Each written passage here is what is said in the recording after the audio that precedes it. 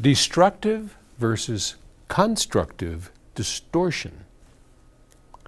Frank in Bayside, New York brings us his question, and Frank writes, "Hi Paul, what's the difference between reproduced distortion and produced distortion as concerns speakers? One is not destructive and the other is destructive, respectively. One may even produce what is called burn-in, while the other produces burn-out." I'm not sure what we're talking about there. Okay. "So much of the content of music and movies today contains distortion and noise, and yet speakers are not destroyed. Send a square wave from amp to speakers and everything is fine.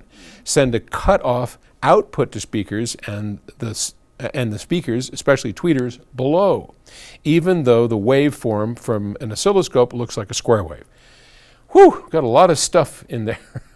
I think I kind of get where you're going. I think the basic question, like, oh, I know what this is for. Sorry, I'm being a goon here. They put that inside the equipment to see wiring or something. Okay. I think the basic question that he's asking is, what's the difference between putting a square wave into the input of an amplifier, which seems to work, and squaring off the output of the amplifier through clipping, which can be destructive to tweeters, if I understand correct. I think that's what that all boils down to. First off, square waves on the input are not distortion. Whatever we put into the input, we assume is going to be what we want, right? Because it comes out of our CD player. Where's it? Well, you don't see it here. Anyway, we're putting in music. Now, if you have, like, let's take a guitar, a big Marshall stack, and you've got an electric guitar, and you've got Jimi Hendrix or whoever's playing that guitar, they're counting on distortion to give a certain sound. They want to overdrive that amplifier, and that's why, for example, just to digress here a little bit, vacuum tubes are really popular in guitar amplifiers because you can overdrive them so easily, and instead of this grating distortion, it gives kind of a softer distortion because vacuum tubes clip a little bit more gentle. They produce, their distortion is second order harmonics, where transistors are third order harmonics. Second order harmonics are more pleasing to the ear. Third order harmonics are less pleasing, more of a kind of a dissonant tone. And so they like those vacuum tube amplifiers in power amps, in speakers, in musicians, pro audio. So that's kind of a thing, I think. But with that out of the way, if I let's say if I design an amplifier, and I'm going to say, on that amplifier's design, I'm going to say, you can put anything into this amplifier without hurting anything on the output.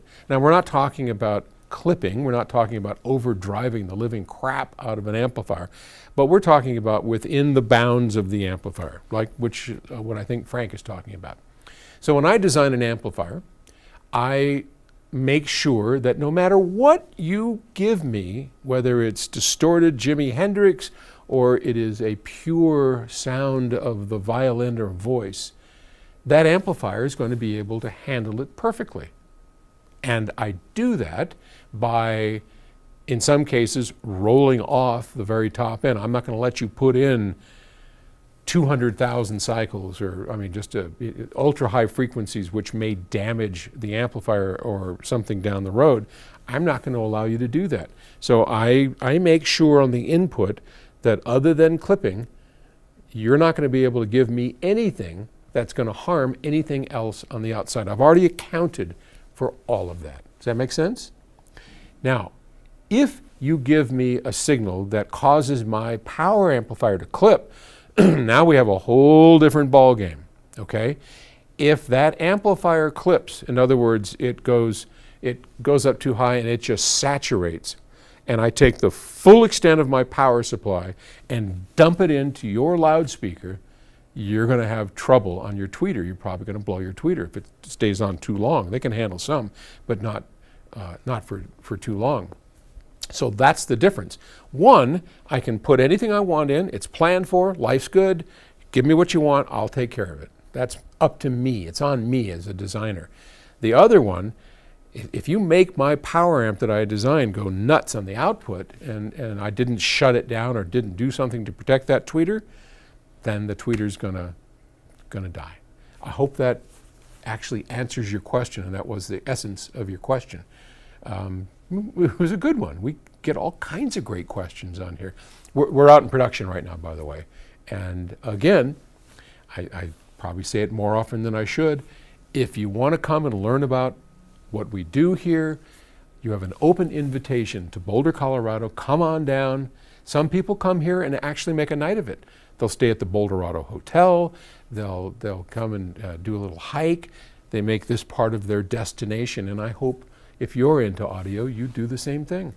You are always welcome here at PS Audio. Why? Because you are part of our hi-fi family, and we love you. Okay, and if you want, feel free to call us anytime with questions. 800 PS Audio.